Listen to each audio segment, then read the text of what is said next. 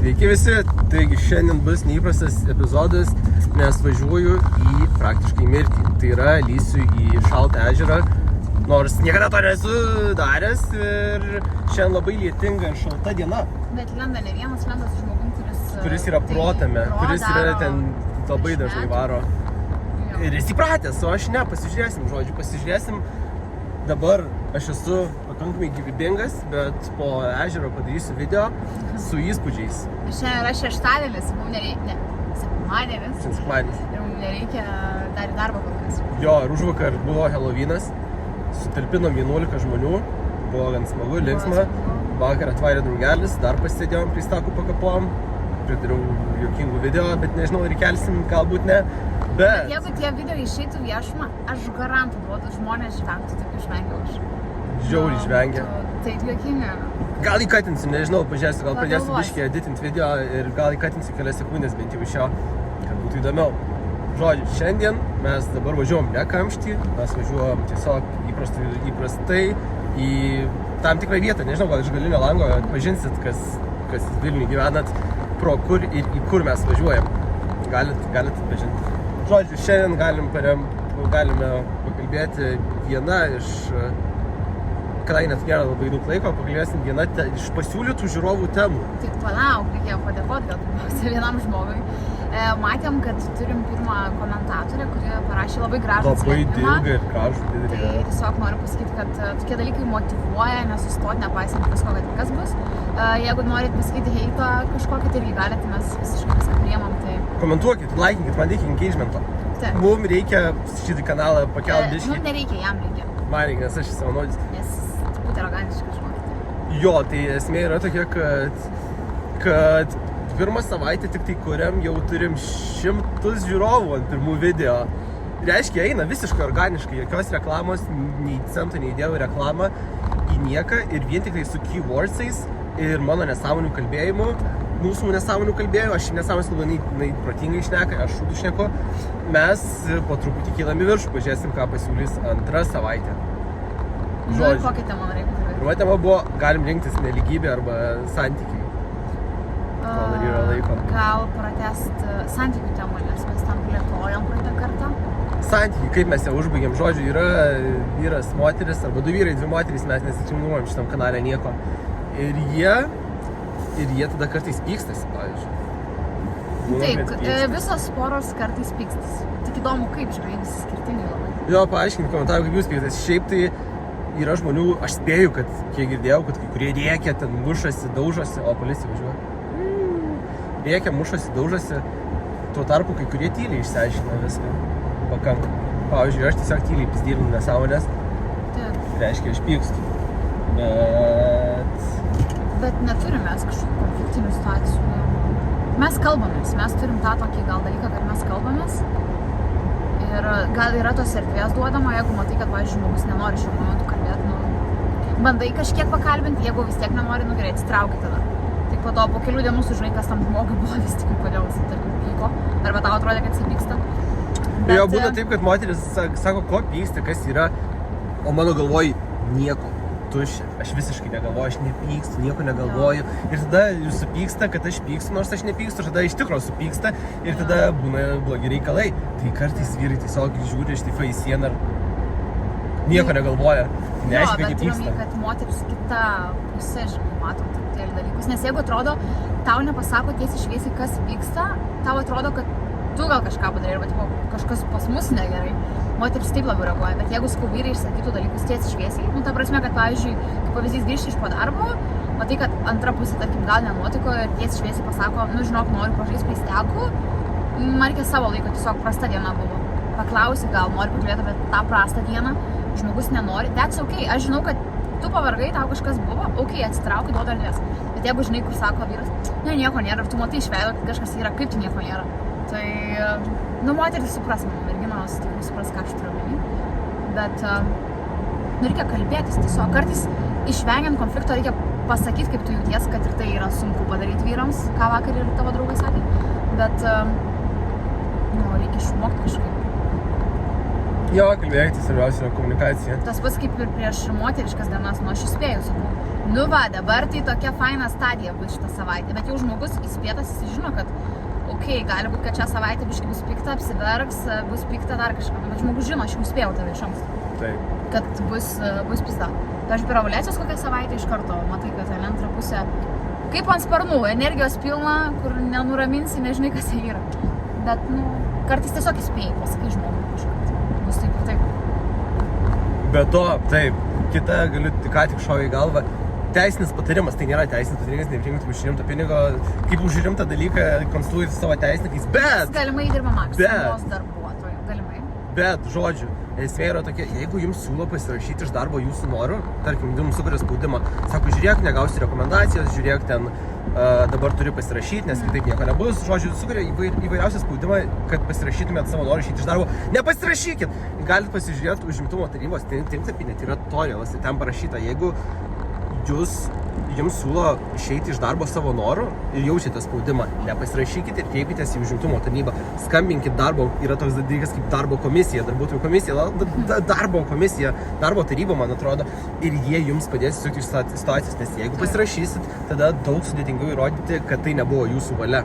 Tai reiškia, kad jau uždėtas parašas, tada reikėtų ginčyti ir ar jis buvo padėtas su spaudimu, jums darant įtaką ar ne. Tai kol nepasirašot, nesutinkat, darbo tada komisija gali padaryti taip, kad jūs atleis, bet ne dėl jūsų kalties, o dėl darbdavio kalties. Ir taip gausit vietoj nieko, gausit 3 ar 6 dydžių vidutinio darbo užmokesčio išeitinės.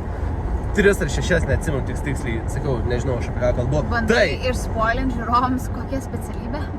Ne, aš tiesiog patarimą duodu visiems, kurie žiūrit, kad būtų įdomu. Mes apie santykius. Gerai, grįžtam apie santykius. Va čia ir yra vyrai. Moteris sako vieną, vyrai supranta kitą. Žodžiu, santykiai, tai nežinau. Tai va, poros pykstas. Gerai, pasakyk, pavyzdžiui, 3 dalykai, kas nepatinka, ką daro moteris, tai aš pasakysiu iš moterų pusės. Kas nepatinka, ką daro, nežinau. Tipo vyrus, kas erzina, arba ko nesupranta gal. Ką daro moteris? Mane asmeniškai biški, aš čia nieko prieš bet nieką. Bet čia ne, man gal mūsų apskritai tiesiog. Gerai, Gerai, tarkim, tai nėra mano nuomonė, o apskritai, kai labai skundžiasi daug visko būna, kad viskas negerai, tada ir tau persiduoda ta pati nuotaika ir tada tu pats tampi labai toks negatyvus. Tai aišku, galima šiek tiek pasiskūžinai, o čia ta diena, bet jeigu kiekvienas sakinys tavo bus skundimasis, man kojytė, ten paslydo ant bananiuko ar kažką, belė ką, o čia, tai tada numuša visą bendrai vibe, ir tada tie santykiai atrodo net daug liūdesni, paremti skundimus ir panašiai. Daugiau pozityvo žmonės. Kas dar nepatinka iš moterų? Kai... Sakai, kad neįdomios visos. Kad vyram nepatinka neįdomios. Kai praveria burną. Juokauju. Maks 200 žodžių per dieną. Juokauju. Tai ne, kad neįdomi, ne, kaip kad neįdomios. Yra labai daug, yra žmonių apskritai santykiuose, jeigu ieškos antrų pusių, gal aš suprantu mane, kad kai yra žmonės apie nieką, jie neturi jokių minčių, negali nieko pasakyti, viską, ką jūs sakot, jie atkartoja arba nieko neprideda, jokios minties, žinai, aš tarkim sakau, man nepatinka obuoliai ir kita, man irgi, bet jinai nepasakys kitas žmogus, kad ne, obuoliai zaibys, kriaušės yra šūdas. Ir neįsakys savo nuomonės. Už visos žmonės be nuomonės ir be charakterio, be asmenybės. Mėkit bet ką, eikit, nežinau, laižykit asfaltą, vis tiek bus įdomiau negu tai, kad būsit apie nieką. Kažką įdomaus, ar nebūtinai įdomaus, bet turėkit charakterį, turėkit asmenybę. Panas be asmenybės yra įdomus. Tu esi pykdas į auditoriją. Tai įdomiau, tada engagement gausi, kai pradėsi kalbėti kuo daugiau nesąmonių. Ir kas dar? Trečias dalykas, dabar negalvoju, žinok, aš neišgalvoju greitai, bet gali pridėti kažkokią mintį, aš tada... O čia yra tas dalykas, kad moteris mes kartais ir mes suprantam, kodėl vyrai sako, aš nieko negalvoju. Kaip jūs galite nieko negalvoti? Mes tiek visko galvojam per dieną, kad kartais jūs sakot, kad nieko negalvoti, atrodo, kad jūs pasniegate. Aš iš tikrųjų ne į tą pusę nuvažiavau, bet nieko dabar žinau, kaip gerą ratą padaryti. Nuvažiuotum tam, kur reikia. Ką žinau, dabar galvoju, kaip jūs... Moteris gal vat ir erzina netgi, tas irgi toksai, kai neišklauso, nes kartais moteriam reikia, kad išklausytumėt. Bet yra geras dalykas, kai atrodo, kad vyras tavęs klausos, jūs galite apsimest, kad jūs tipo klausotės, kai jinai kažką jums sako, atsakyti kažką, nes jai atrodys, kad klausotės ir tada tipo zabys. Bet jeigu maždaug jinai bandom kažką pasakoti ir nesiklausot, tai viskas vyrai čia. Prasidės drama didžiausia. Kitas dalykas, kaip išsako, man atrodo, pasakoju irgi tą situaciją, kad kartais vyrai nesupranta to dalyko, jog kai moteriai atsakot šaltai, tarkim, kažkas erzina ir pasakot šaltai, panos labai irgi jautriai priima ir toks, kur bliamba, tipo, nu, kur maždaug, bet jeigu išsako, taip, mažytį užknisai ir kažką taip mieliau, tada moteris tokios, kur atsileidžia iš karto. Nu, turiu, kad mes tą turim tokį atsileidimo momentą, žinai. Jo, tu turi toną nutaikyti, nes tu gali kažką gražaus pasakyti blogų tonų ir moteriai atrodo kažką blogas. Pavyzdžiui, kaip aš pasakyčiau, nežinau, tarkim, Norfa arba Norfa. Ta pati žodį sakai, bet visiškai kitą emociją išskleidi. Jo, nu ir kitas dalykas, tai jaučiu nesiekiamybę vyrų, kada irgi vyrai nieko nebesiekia, tampa tokie, tiesiog tokie, kur egzistuoja, ar kaip ten ant sofos paguli, ten, nežinau, po darbų, turi, tarkim, vaikų šeimas, neišeina niekur, tai vat gal dar tokie labai irgi erzina. Nes kai vyras siekia kažko, tada moteris irgi pati pradeda gal kažko siekti. Nu, tai irgi motyvuoja, tikriausiai. Jo, vienas kitą motyvuoja, tai didesnis sąjungos, kad vienas kitus motyvuoja. Darykit, svarbiausia kažką. Bet aišku, reikia ir nepamiršti to dalyko, kad reikia ir nepamesti savęs kaip asmenybės. Nu, kad kartais turėt, jeigu ten, vat, tarkim, Haroldui patiktų, nežinau, krepšinis, o man padėlis, jam gal nepatiktų padėlis, kad, nu, irgi skatint antrą pusę, kad, okei, tau patinka padėlis, eik tu žaisti tą padėlį, man patinka kaštis, aš žaisti kašį. Ir dar vienas dalykas, moteris, šito niekada nesupratau ir nesuprasiu, biški nustokit savintis vyrus, nes labai stipriai moteris, tu pastebėjai, pasisavina. Leiskit vyram, tipo, išeit pabūt su draugais, išeit, nežinau, pažaisti, va, kaip jūs žaidat pokerį, tiesiog pabūt vyrams, nežinau, duot tokio speiso, kad išeit, moterim irgi to reikia, bet pastebėjau, kad labai dažnai damos, kur ne, tu negali išeit, arba vyrai irgi prikolino, nu, turiu pirmą paklausti, o antros pusės ar išleis, tai reikia duoti erdvės kitam žmogui. Nu, tipo, pasidaryti savo dalykus, jeigu jūs nori vyriškai kažką ten veikti su bernais, tai why not? Nepameskit savęs, svarbiausia, nepameskit, kad ir ką darysit.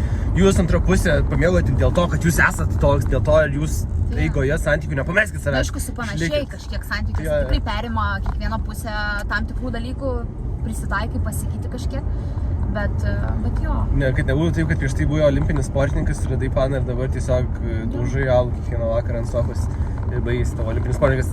Išlaikykit. Ir palaikykit vieni kitus, jo. Palaikykit. Nu ir šiaip nėra nieko neišsprendžiamo, visada reikia kalbėtis. Jo, to prieš tai paminėjai padėlį, šiandien mačiau blogiausią savo priešą Maksimui, aš radau savo priešą. Žinot, ką mačiau Maksimui?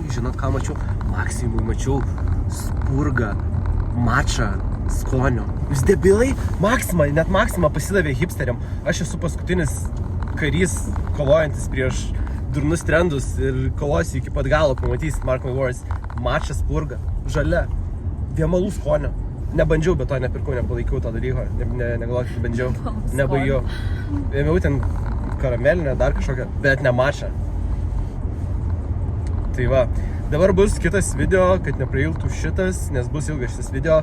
Darysim post-game interviu po to, kai įlysiu į vandenį, išlysiu ir jeigu ne atsijungsiu, padarysiu dar vieną video, kad pamatytumėt ir papasakočiau įspūdžius. Bet jeigu atsijungsi, paskutiniai tavo žodžiai, kokie būtų? Pasauliui niekada nepasiduok.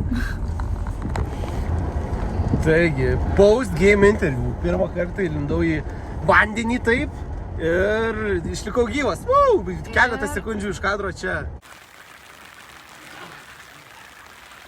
Sako, jisai, kaip ten, kiek reikia minučių, kad būtų maladėje, atsako 2.